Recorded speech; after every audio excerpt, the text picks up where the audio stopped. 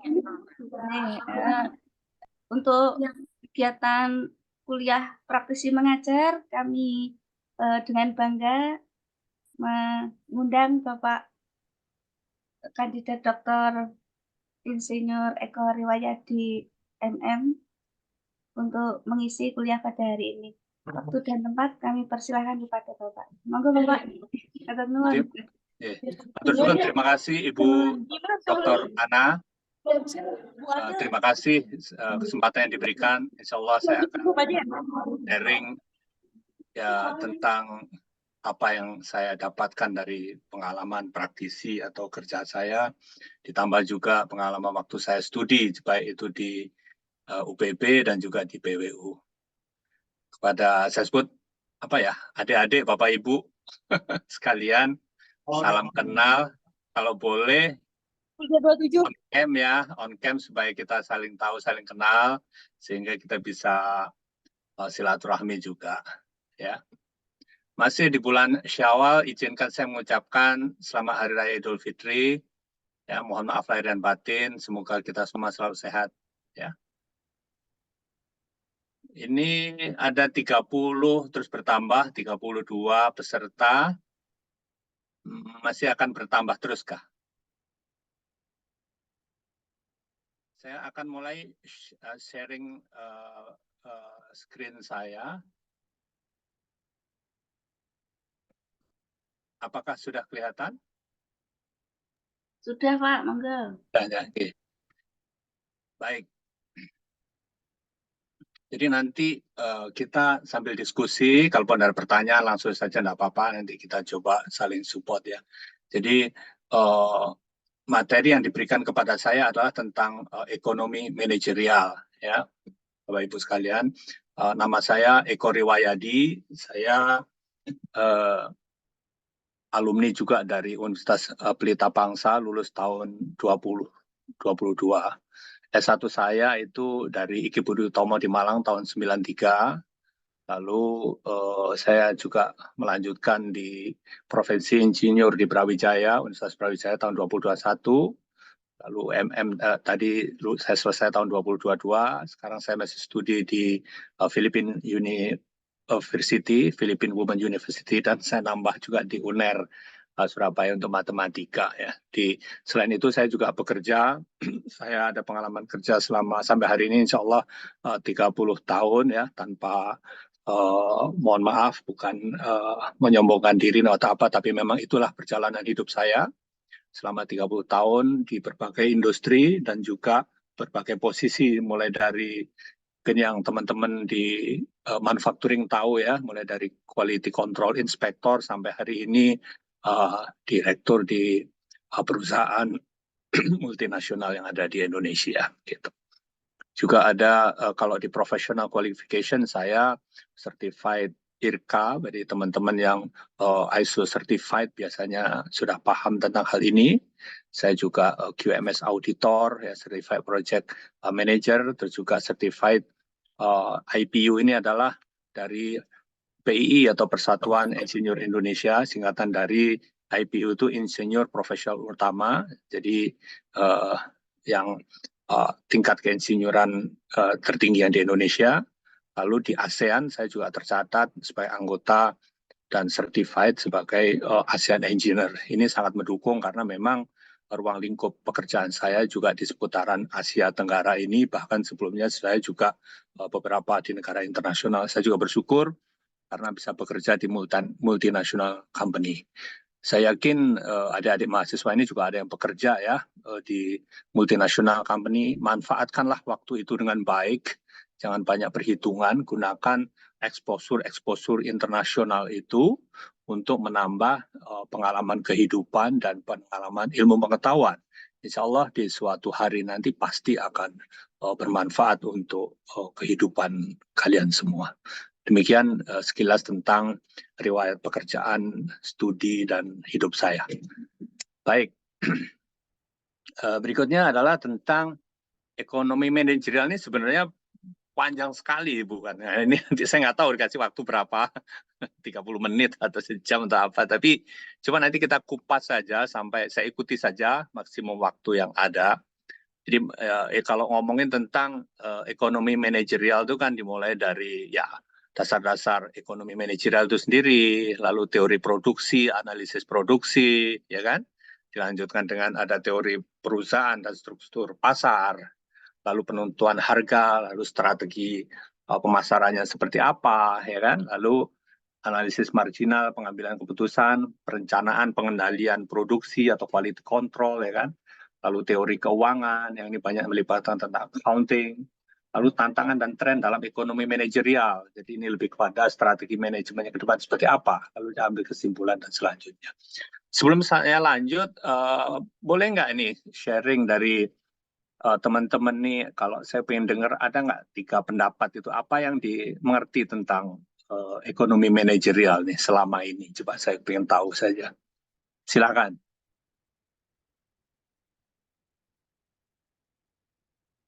Ayo silakan Bapak Ibu, adik-adik sekalian yang boleh sharing tentang apa sekelumit ataupun apapun yang diketahui tentang ekonomi manajerial itu apa. Monggo silakan.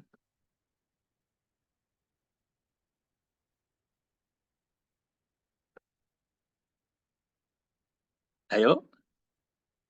Ada yang di kelas juga rupanya ya Bu ya? Iya, Bapak. Ayo Hari silakan. ini. Silakan teman-teman boleh coba sharing apa tentang ekonomi manajerial yang diketahui.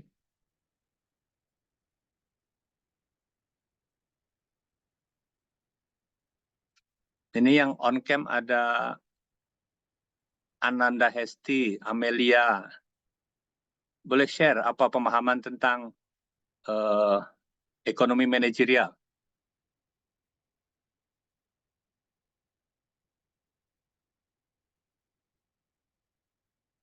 Halo?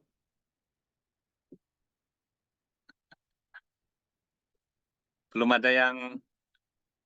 Tapi ini udah diajarkan kan Bu ya sebenarnya? Oke, sampun Pak, tapi ya Ayo adik-adik coba share nih, pengen apa? Pengen tahu saya sedikit saja, enggak apa-apa. 3 pendapat, pemahaman gitu. Siapa yang mau apa? Sukarela sharing, yuk biar hidup komunikasinya. Enggak saya ngomong sendiri. Boleh? Amelia? Halo? Amelia Yulianti bisa dengar?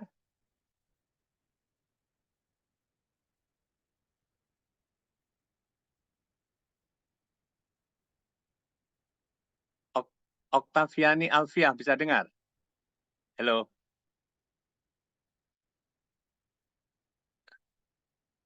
Ibu Oktaviani bisa share tentang apa itu ekonomi manajerial?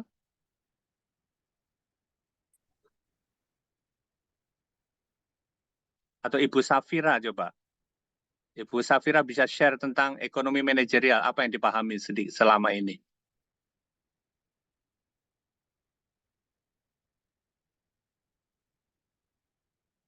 Boleh Ibu?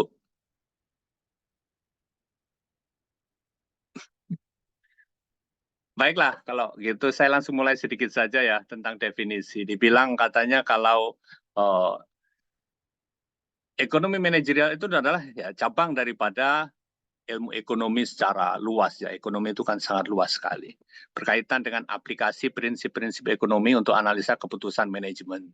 Mencakup penggunaan alat dan konsep ekonomi untuk memahami dan memecahkan masalah-masalah dalam konteks organisasi atau perusahaan, di mana manajer itu menggunakan prinsip-prinsip ekonomi untuk membuat keputusan tentang alokasi sumber daya, penetapan harga, perencanaan produktif, dan strategi pemasaran.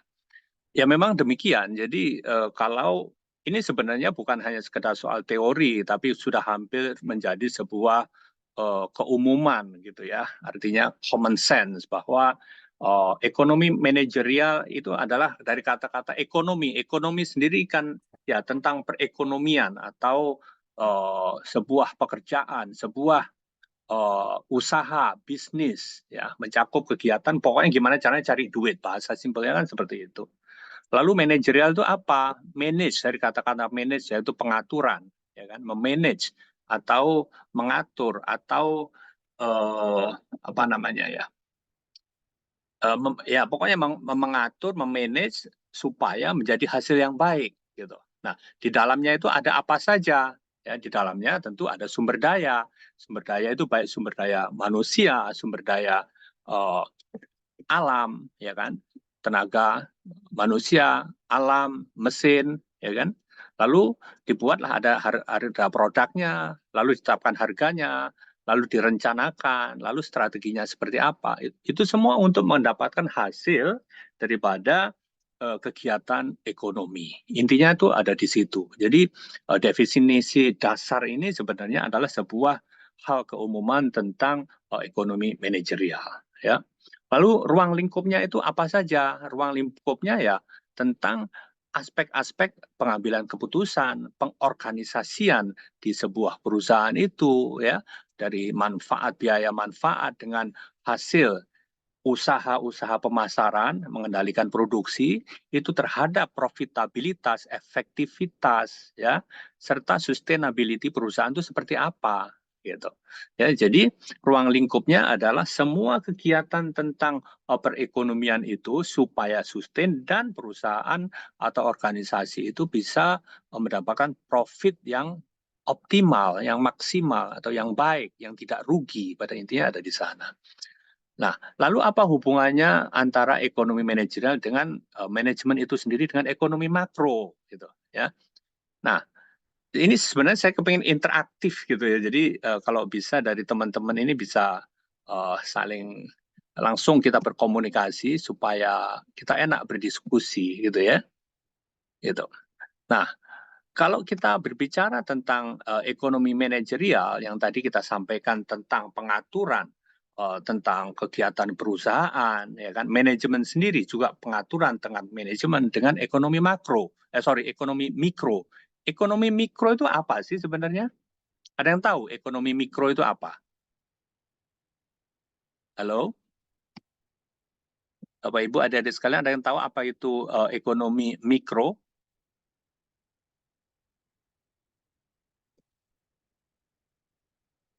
Kalau perusahaan, Yang tidak berhubungan dengan pemerintahan, Pak.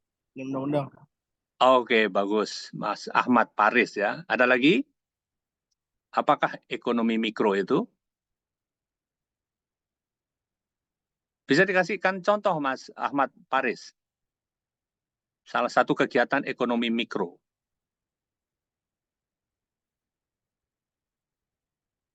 Boleh. Contoh kalau lihat yang keseharian ada di depan mata kita. Retail market.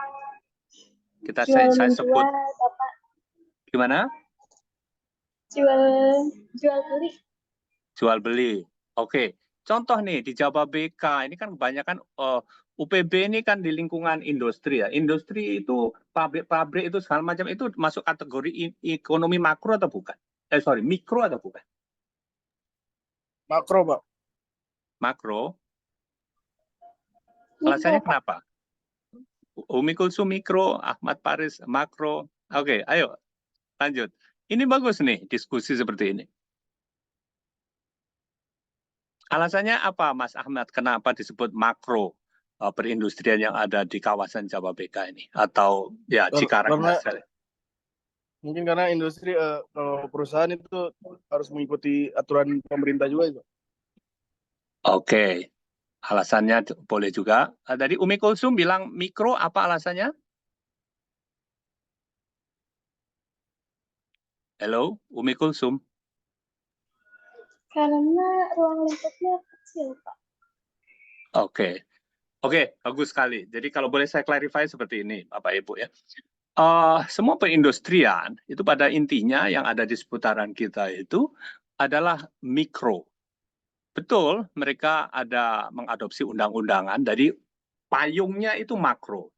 Tapi operasional dari masing-masing industri itu adalah mikro. Ya, karena contoh misalnya dia sebuah perusahaan otomotif, dia hanya fokus di bidang otomotif, tetapi dia mengadopsi semua peraturan tentang makronya, baik itu yang moneternya, tentang suku bunga, perpajakan dan lain-lain sebagainya terlibat di situ. Tetapi operasionalnya itu adalah bagian dari mikronya, mikroekonominya, gitu. Demikian juga semua banyak tentang retail ya, baik itu Alfamart, Indomaret, UMKM itu semua mikro itu semuanya. Karena makronya itu lebih kepada kebijakan-kebijakan yang pemerintah dan juga Badan Dunia lakukan, bagaimana mengendalikan perdagangan internasionalnya itu, kurang lebih seperti itu. Jadi ini adalah penting sekali untuk dipahami juga apa yang dimaksud dengan ekonomi mikro dan ekonomi makro.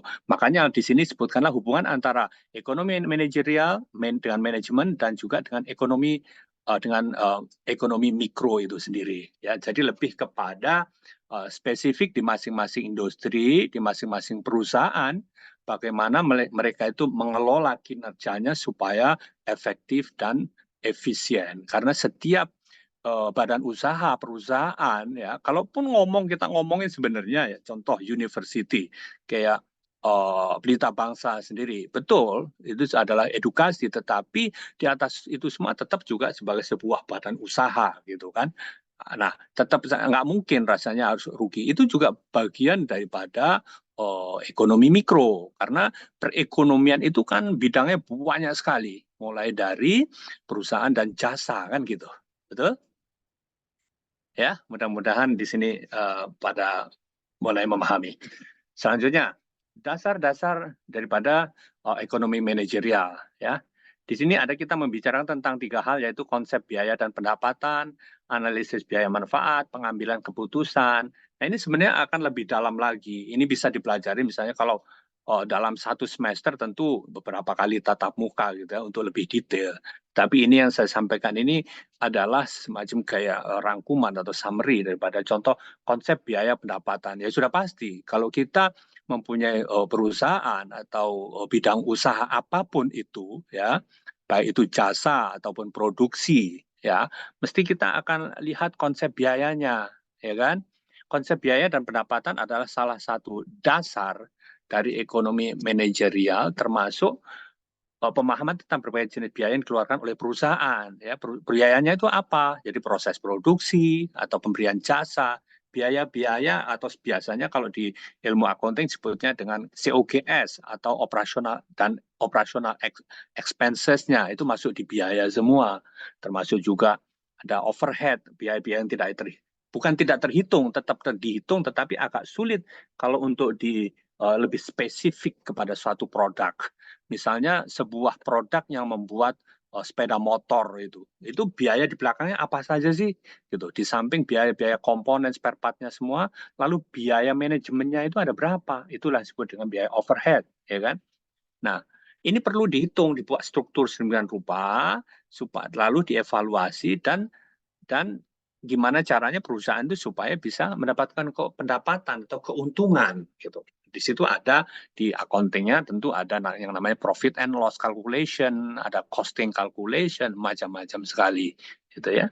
Lalu ada analisis biaya dan manfaat. Ya sudah pasti di dalam sebuah perusahaan baik itu jasa ataupun produksi itu mesti dihitung semua biaya yang dikeluarkan berapa lalu manfaatnya berapa. Manfaat bukan hanya sekedar keuntungan bagi perusahaan, tetapi juga bagi masyarakat sekitarnya, kayak CSR-nya dan lain sebagainya itu lebih spesifik. Lalu pengambilan keputusan manajerial dalam konteks ekonomi ini juga penting sekali untuk dilakukan, terutamanya adalah bagi para manajer, ya. Para manajer yang melakukan keputusan-keputusan perusahaan itu perlu memahami tentang faktor-faktor ekonomi apa saja, ya, yang melibatkan biaya-biaya itu tinggi, ada resikonya apa, ya kan, kesulitan-kesulitan di dalam proses-proses itu apa, ya, itu semua harus dipahami semua. Ini semua bagian daripada dasar-dasar ekonomi manajerial. Sampai sini ada yang perlu ditanyakan?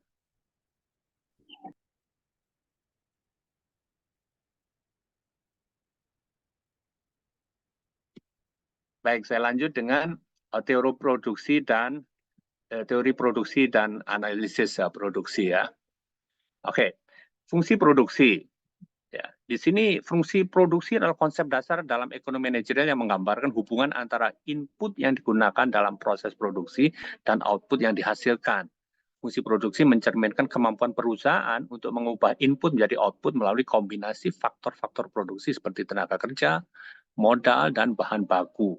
Konsep ini sering direpresentasikan dalam bentuk fungsi matematis seperti juga fungsi Cobb-Douglas dan fungsi produksi SS menurut Sukartawi 1990. Pada intinya fungsi produksi itu adalah proses saja. Jadi barang-barang atau input yang dibuat itu apa, lalu hasil atau outputnya itu apa, seperti itu. Nah, tentu input sama output itu harus ada perhitungannya. Jadi inputnya nggak boleh lebih mahal dalam hal value daripada outputnya. Karena kalau input lebih mahal, ya tentu perusahaan akan merugi, kan gitu. Simple pemikirannya seperti itu sebenarnya.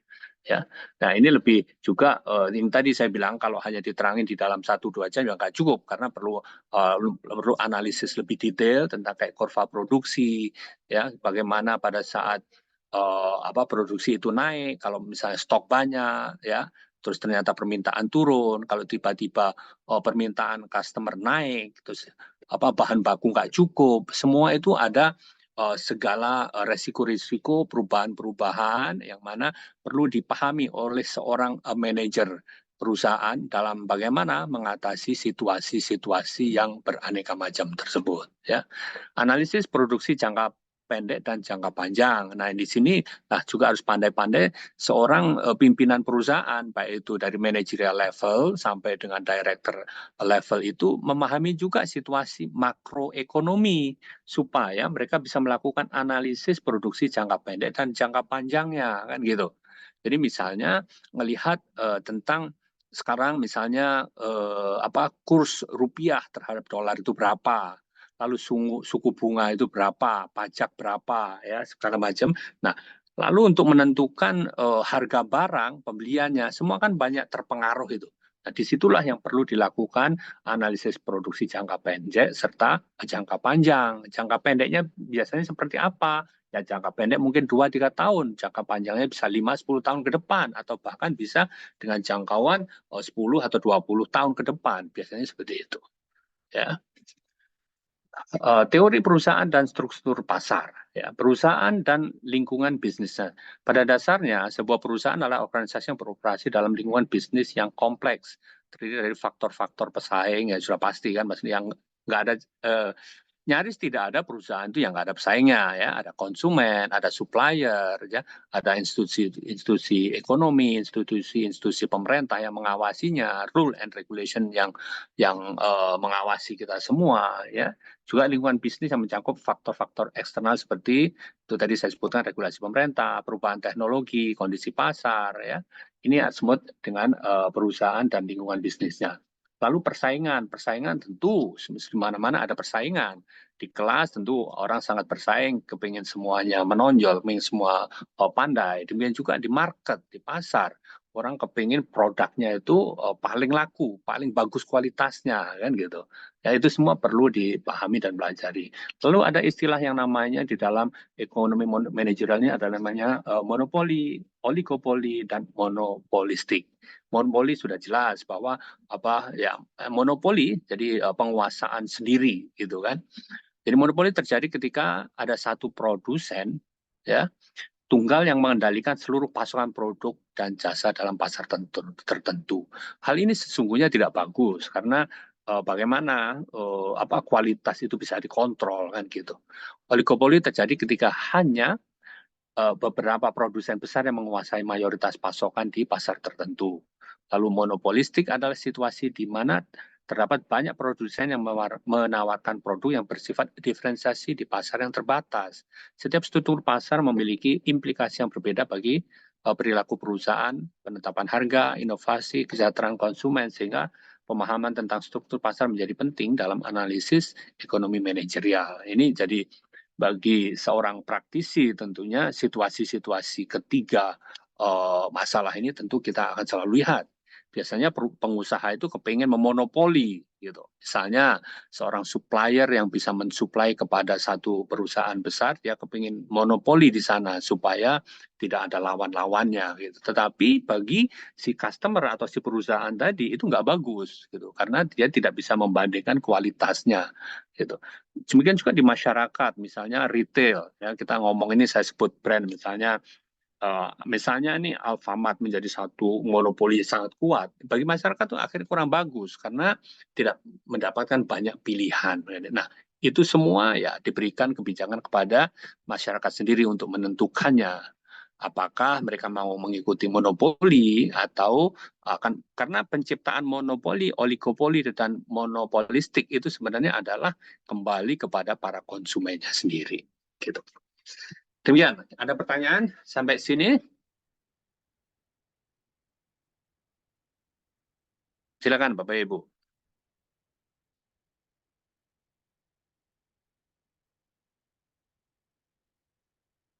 Boleh lanjut?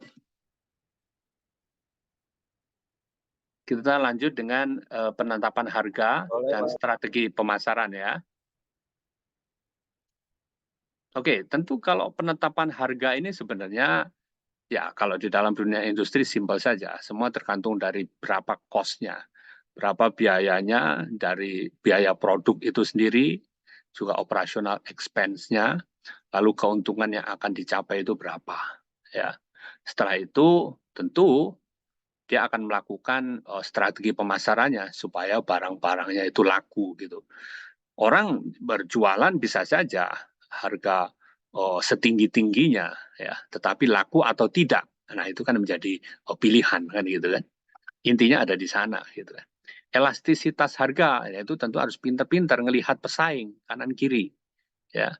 Itu harus dilihat, dilakukan survei ya kan, cek harga di market ya.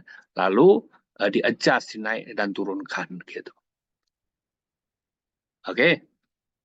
Berikutnya adalah tentang konsep margin, analisis margin, pengambilan keputusan menggunakan analisis margin. Nah, ini biasanya dilakukan oleh seorang manajer perusahaan atau ya bisa director level, siapapun di situ, biasanya di bagian sales ataupun marketing. Ya, dia pengen melihat konsep margin merujuk pada perubahan adalah merujuk pada bahan tambahan nilai dari satu unit dengan variabel tertentu. Itu tadi yang saya sampaikan bahwa produk itu sebenarnya biayanya berapa. Ya, biayanya berapa, semua faktor di belakangnya sudah dihitung, lalu harga jualnya mau ditentukan berapa kan gitu. Nah, setelah itu barulah diambil keputusan ya, dari marginnya yang ada itu ambil keputusan. Ya, berapa persen keuntungan yang akan didapatkan. Lalu tim dari perusahaan itu ya, sales dan marketingnya sanggup nggak ya untuk mencapai margin yang diinginkan tadi. Sampai sini jelas Bapak Ibu, adik-adik teman sekalian. Ayo, ada yang mau disampaikan?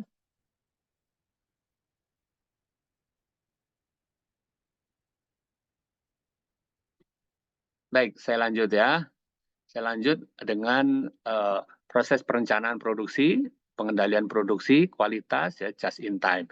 Nah, ini semua kan kebanyakan, ini ada yang pada kerja di produksi kan? Banyak yang kerja di pabrik-pabrik di seputaran Jawa BK. Iya, Pak. Bagus.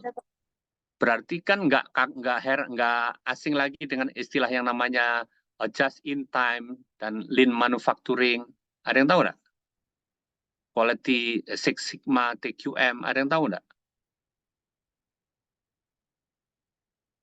Ayo, boleh share nggak nih item 1, proses perencanaan produksi. Ayo dong, bantu saya. Salah Martina ini nyimak sekali. Ayo, bantu saya, coba. Ayo Mbak Salah. Apanya, Pak? Yang Boleh, bagaimana? apa yang nih, mulai ini dulu, proses perencanaan produksi. Apa itu yang dimaksud dengan proses perencanaan produksi? Paling mengenali dulu SOP, cara kerjanya kayak gimana. Oke, lalu? Lalu mempraktekannya. Mempraktekannya. Oke. Lady Meliana Manalu, boleh share nggak tentang proses perencanaan produksi?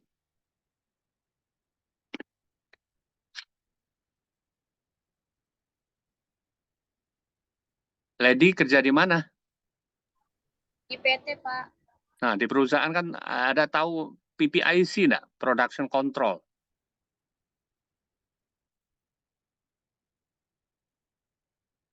PPC, PPIC, atau biasanya planner. Ada istilah itu. Atau PT-nya bergerak di bidang apa? Industri sih, Pak. Industri produksi barang. Iya, Pak. Nah, yang membuatkan target-target produksi itu siapa? Apa, Pak? Yang membuatkan target produksi siapa?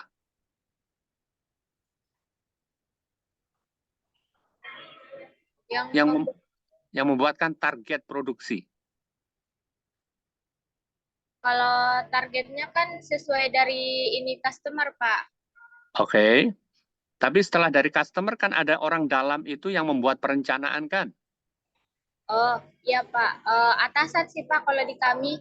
Oke. Dia apa? Pangkatnya apa? Manajer produksi atau manajer perencanaan?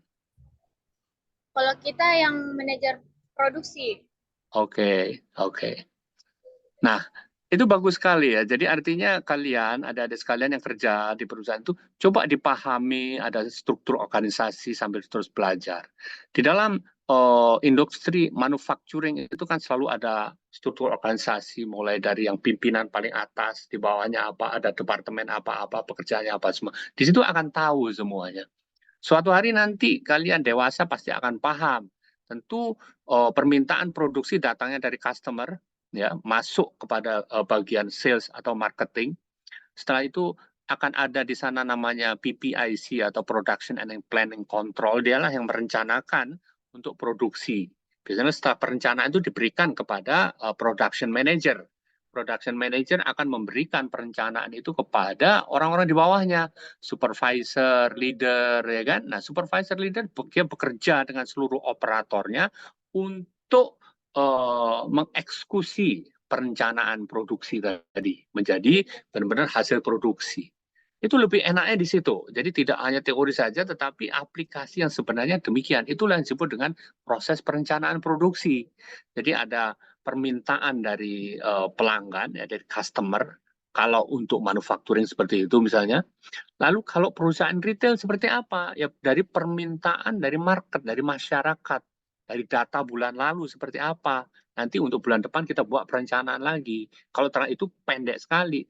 Untuk panjangnya misalnya kita ambil data 3 bulan atau 6 bulan yang lalu kita buatkan perencanaan untuk di 3 bulan ke depan. Semua ada dasarnya. Setiap perencanaan itu ada data-data sebelumnya, lalu kita kembangkan untuk bulan-bulan berikutnya. Ya. Nah, setelah ada perencanaan kan dilakukan produksi. Ya, seperti tadi Lady Meliana ini mengatakan ada di bagian produksi. Sudah pasti di sana ada yang namanya quality control. Ya, pengendalian produksi dan kualitas. Tujuannya adalah suatu kualitas produksi itu sesuai dengan spesifikasi yang diminta oleh customer, ya. Juga outputnya supaya tidak jauh dari targetnya. Banyak manajemen sistem yang dilakukan di sana seperti TQM atau ISO, ya kan, ada Six Sigma, ya, bermacam-macam di situ, mempunyai detail-detail tersendiri cara untuk mengendalikan produksi dan kualitasnya. Demikian juga ada yang terbaru tentang misalnya just in time, lean manufacturing. Itu semua tujuannya adalah untuk efisiensi dan efektivitas daripada proses-proses produksi supaya stok itu tidak berlebihan, ya. Jadi semua itu serba perfect gitu loh. Serba perfect. Jadi misalnya kan merangkai produk-produk yang misalnya membuat sepeda motor itu kan materialnya tidak bisa diproduksi sendiri. Ada komponen-komponen yang diproduksi oleh supplier. Sehingga di final assembly, di perusahaan final assembly, kalau semua barang-barang udah siap kan cepat itu di assembly. Gitu kan. Supaya stoknya juga tidak banyak tidak banyak overstock gitu. Semua everything itu is on time gitu loh. On time dan based on quantity yang ditargetkan, sehingga eksesifnya itu tidak ada. Pada akhirnya apa yang didapatkan adalah biaya produksi yang optimal, sehingga harga jual kepada masyarakat juga cukup optimal. Optimal itu bisa tidak mahal dan tidak murah, tetapi pas gitu dengan quality yang bagus.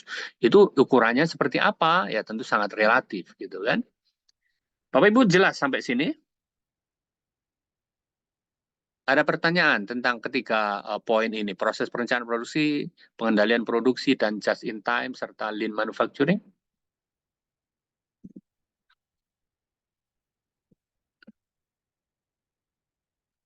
Oke, terlanjut ya, teori keuangan perusahaan. Nah, ini banyak lebih kepada di finance departemen, di departemen keuangan atau di bagian accounting, ya biasanya juga ada di pimpinan atas ya yang sudah mulai memahami tentang struktur modal, ya biaya modal, investasi dan manajemen risiko.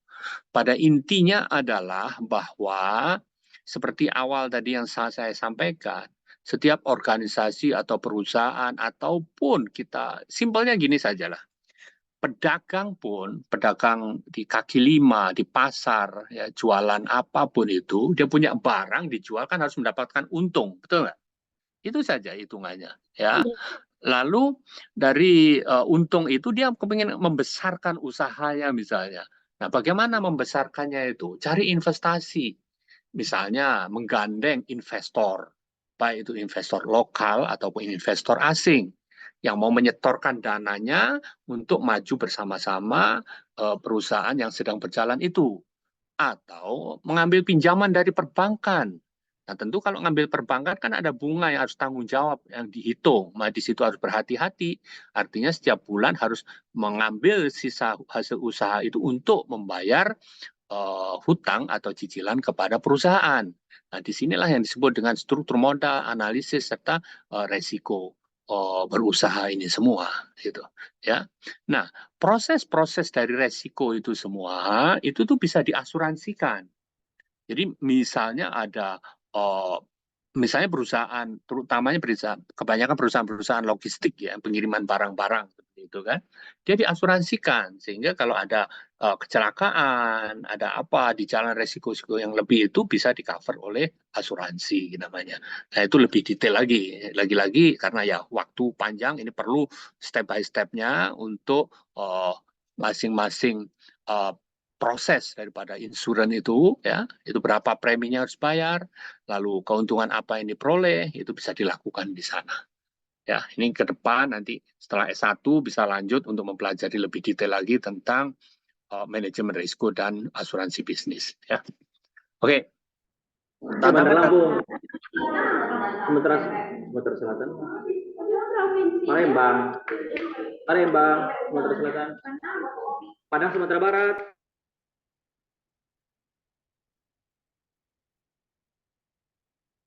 Oke, tantangan dan tren dalam ekonomi manajerial.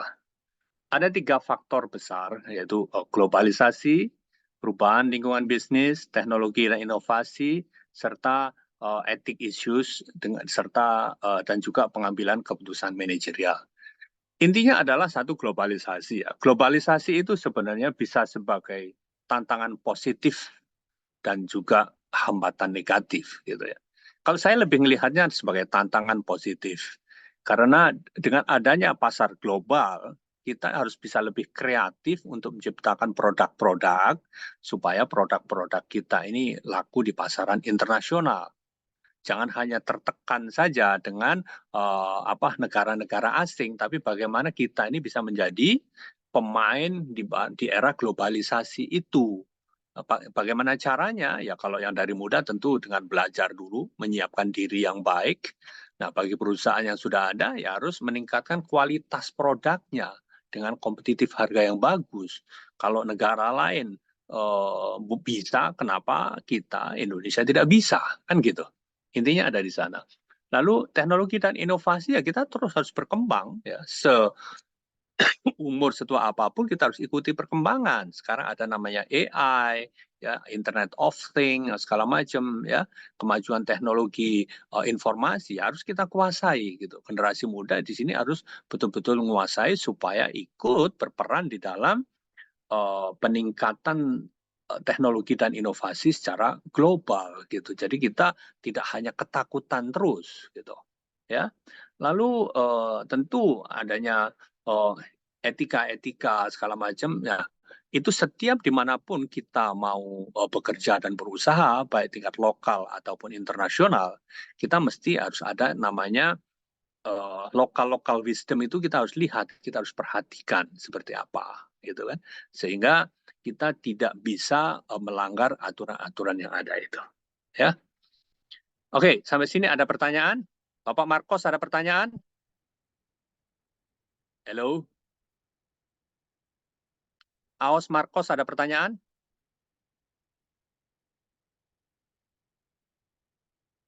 Saya berharap ini diskusi itu penting ya, jangan bermain-main ya, karena bagi saya belajar itu tidak hanya asal datang hanya untuk main-main gitu kan. Menurut saya artinya Anda kepingin dihormati dan Anda juga harus menghormati orang yang memberikan pelajaran kan gitu kan.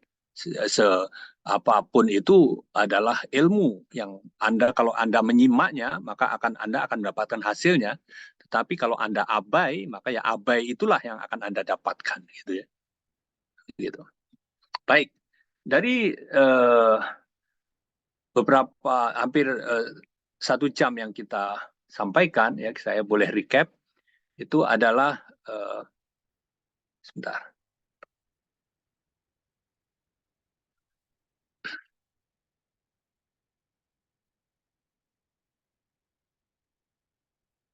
Definisi ekonomi manajerial, teori, aplikasi tadi kita pelajari, ya, pentingnya penerapan, ya, efisiensi, efektivitas, profitabilitas, sustainability kita udah pelajari, dan juga tantangan baik globalisasi, perkembangan tentang teknologi, perubahan iklim, ya. Di sini tadi saya perlu sampaikan bahwa tantangan juga kalau sekarang Bapak Ibu perhatikan itu akan ada kondisi perang di beberapa belahan dunia, itu tentu memberikan dampak kepada apa namanya perekonomian dunia gitu, termasuk juga di Indonesia gitu ya. Itu. Demikian Bapak Ibu, terima kasih atas perhatiannya. Sebelum saya tutup, ada pertanyaan?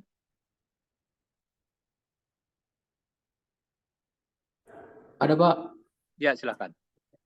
Baik, perkenalkan nama saya Hendrik Syukur. Ya. Saya dari C16. Izin bertanya, Ya. bagaimana perusahaan dapat mengoptimalkan alokasi sumber daya untuk mencapai tujuan keuangan dan non-keuangan? Lalu, apa dampak dari keputusan harga terhadap laba dan pangsa pasar perusahaan? Begitu Pak pertanyaannya. Perusahaannya di bidang apa, Mas? Manufacturing, Pak. Manufacturing. Oke, gini.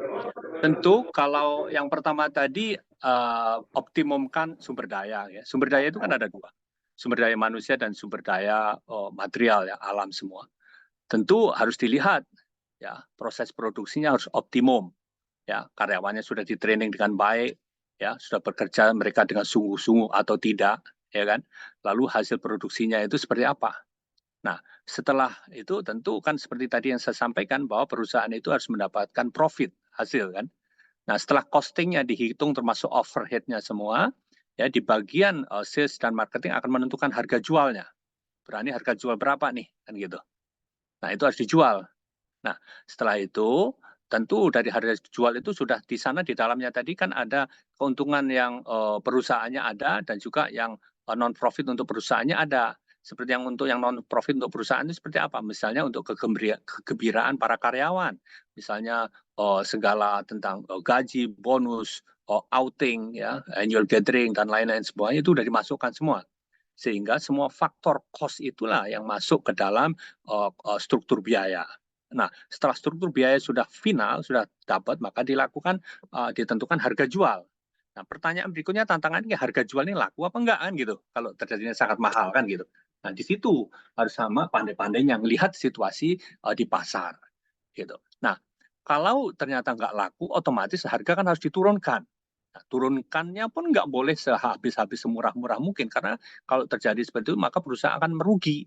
Maka di situ harus pandai-pandai memang, baik itu melihat situasi pasar dan juga lobby-lobby yang betul. Karena customer pun juga bisa dinegosiasi. Disitulah yang ada pentingnya negosiasi dengan customer. Dalam hal ini, kalau tadi manufacturing, maka B2B negotiation tadi. Harus saling mengerti di sana, gitu. Jadi harus ada saling mengerti antara si pihak penjual ya, supplier dengan customer kan gitu. Demikian juga dari pihak pada di dalam perusahaan itu sendiri harus sama-sama untuk berusaha menghasilkan produk yang optimal gitu. Kurang lebih seperti itu Mas menurut saya. Baik Pak, terima kasih Pak atas jawabannya. Terima kasih. Ada yang lainnya?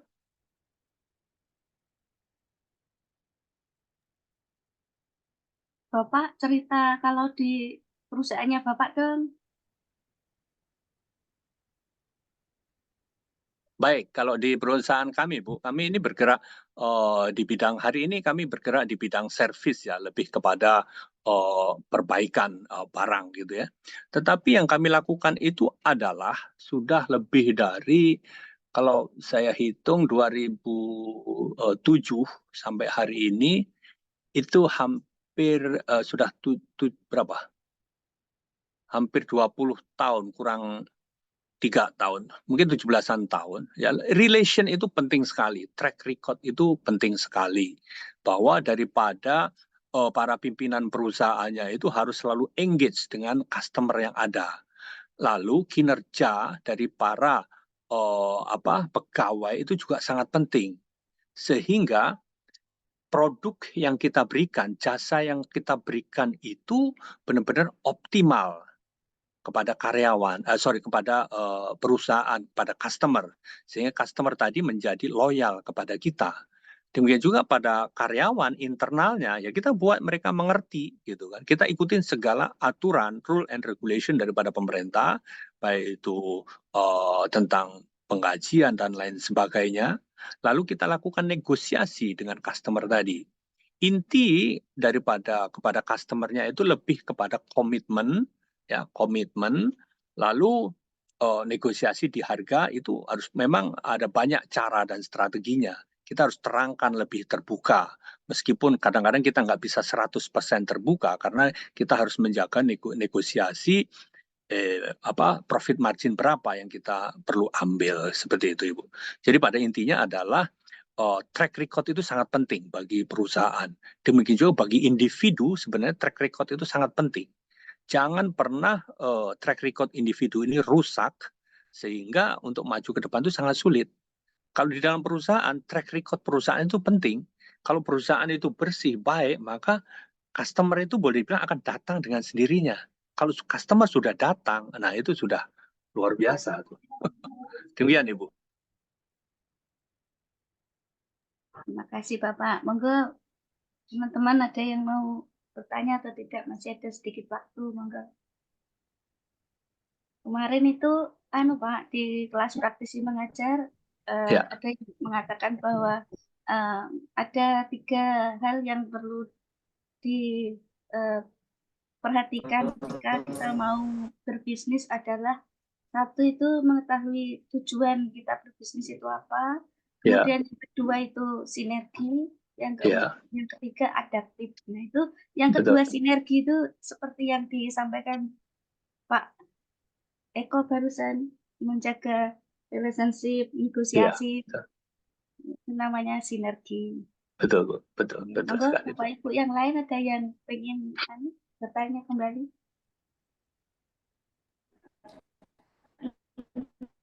Bapak izin bertanya lagi Pak. Pak Hendro putus-putus, Pak. Oh sorry Pak, jaringan di sini mungkin wifi-nya. Ya. Silakan. Tempat Bapak bekerja di perusahaan mana Ibu? Pak? Saya ada di Jakarta, namanya Hutama Solusi Indonesia ya, dan juga ada Sanwu Elektronik dan 1 Bintang Interglobal. Semuanya ada di lebih kepada industrial equipment seperti itu. Terima kasih, Pak. Terima kasih ya. Ada satu ya, suatu hari saya memberikan sharing seperti ini adalah bagaimana metamorfosis dari karyawan atau pegawai menjadi pengusaha gitu ya. Itu semua memang proses ya. Tetapi ini adalah pengalaman pribadi saya sebenarnya. Intinya adalah pada saat bekerja semuanya itu yang sungguh-sungguh dan terus kita kembangkan diri. Gitu. Kita kembangkan diri dan kita kuasai proses-proses teknologi. Kalau di manufacturing di perusahaan itu kan ada mulai dari HR, finance, supply chain, ya kan, produksi, maintenance. Itu kita memang harus kuasai semuanya. Meskipun tidak sampai dalam, paling tidak kita sudah paham job scope-nya masing-masing semua. Sehingga suatu hari ketika udah waktunya, misalnya kita buka bisnis sendiri atau apa, kita akan tahu bagaimana sih membuat invoice, bagaimana sih pajak, ya semua itu tahu. Nah, kalau yang masih muda ini kadang-kadang kan ada hitungan ini bukan pekerjaan saya, ini bukan pekerjaan saya. Tetapi kitanya rugi kalau kita lakukan hal itu. Ilmu yang kita kuasai itu sebenarnya nggak ada hilangnya sebenarnya. Gitu. Itu sih, itu salah satu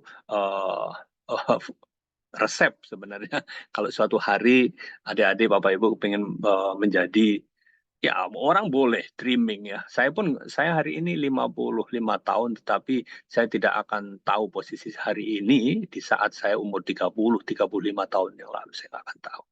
Gitu. Demikian. Jadi tetap semangat berpikir positif ya.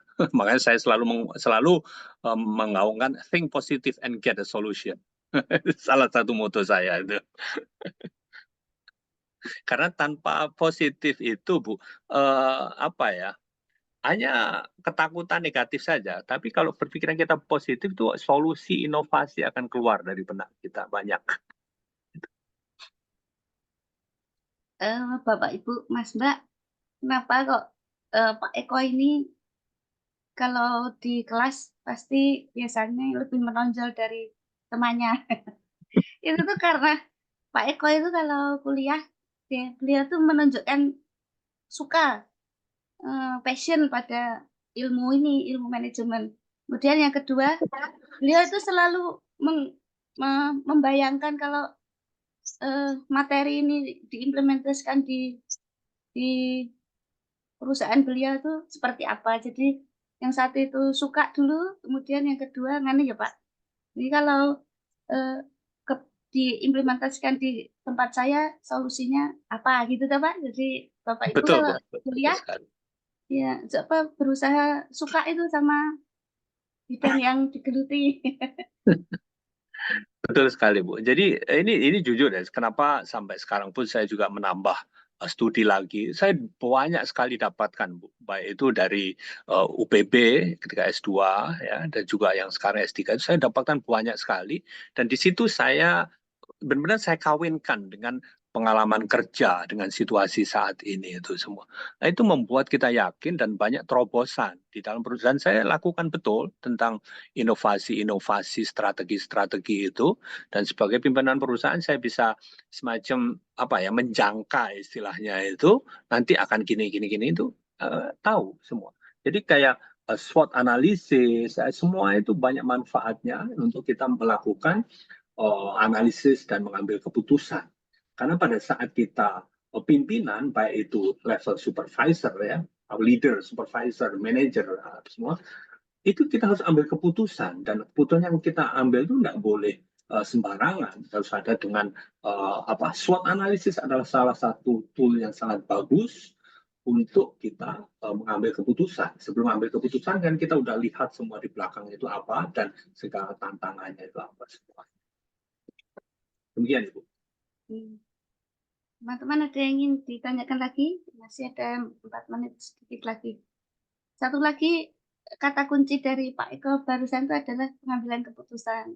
Kita kalau di manajemen itu tugas utamanya hanya satu itu Bapak Ibu, Mas Mbak, mengambil keputusan.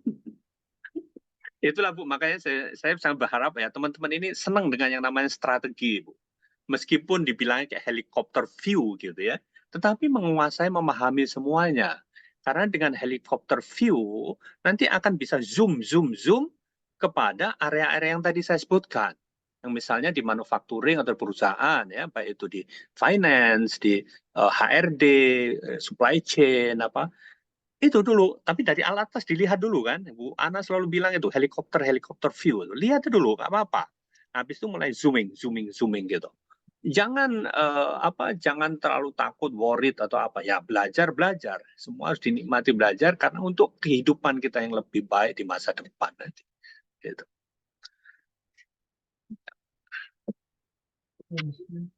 Ada lagi Bapak Ibu yang ingin menanyakan? Kalau kira-kira sudah cukup, Bapak, saya minta tolong difoto deh, Bapak yang foto malam. Saya kembalikan hostnya Kanjengan dulu ya. Oh, boten sah Bapak dipun anu Oh gitu.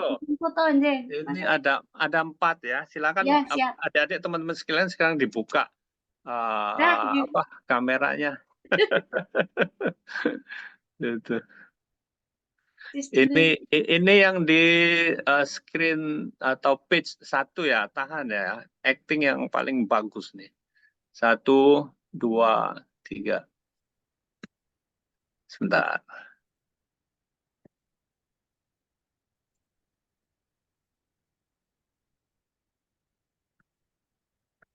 Tunggu ya.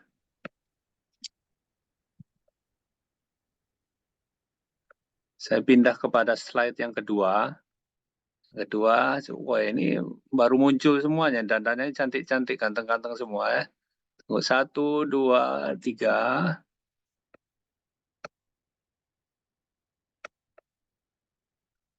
Lalu yang di slide ketiga.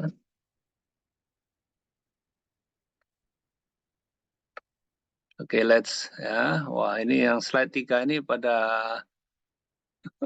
off cam semua nih. 1, 2, 3. Dan yang terakhir slide ke-4 ya. Tunggu. Slide ke-4. Ada banyak juga. 1, 2, 3.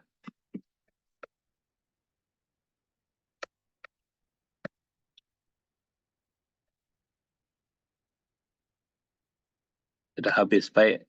Nanti saya share ke Bu Dr. Ana. Demikian Bu Ana, teman-teman sekalian, saya mohon maaf kalau ada yang kurang berkenan. Ya, terima kasih sudah menyimak dan juga terima kasih kesempatan yang diberikan kepada saya, Bu Ana. Terima kasih. Assalamualaikum warahmatullahi wabarakatuh. Waalaikumsalam warahmatullahi Waalaikumsalam wabarakatuh. Waalaikumsalam. Terima Terima kasih, kasih Bapak. Bapak Ibu Sehat-sehat semua. selalu. Saya akhiri. Assalamualaikum warahmatullahi wabarakatuh. Assalamualaikum. Terima kasih, Bu. Waalaikumsalam. Saya tutup Zoom-nya, nggih. Bapak, matur nuwun. Asik.